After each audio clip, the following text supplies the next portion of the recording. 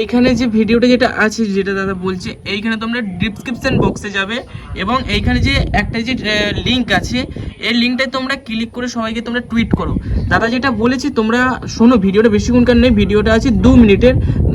এই 2 মিনিট থেকে 3 মিনিট তোমরা দাদাকে প্লিজ একটুখানি হেল্প করো।